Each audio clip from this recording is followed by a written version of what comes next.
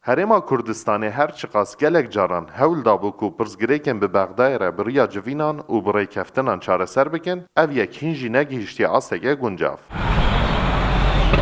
Hikûmeta Herêma Kurdistanê li ser çareseriyê hewldanên xwe didomîne û partiyên Bakurê Kurdistanê jî vê yekê ji nêz ve dişopînin û ji helwesta Bexdayê nerazî ne.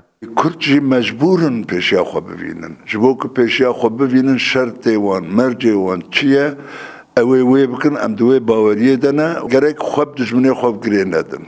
Xwe bi dijminê xwe girê nedin, çukî vana tehamila wan tune ji bo Kurda, yanî wexta Kurd, Kurdistan tê aqlê wan tiştê ne mayî dikin.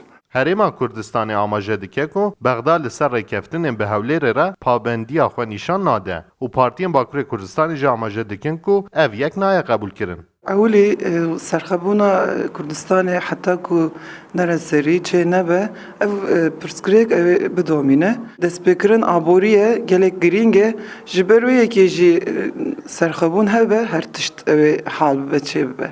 Di navbera Hewlêrê û Bexdayê de pirsgirêkên sereke neşandina bütçeya Herêma Kurdistanê û firotuna neftê ye. Siyasetmedarên Bakurê Kurdistanê jî amaje dikin ku Hewlêr dikare ji xwe re alternatîfeke peyda bike.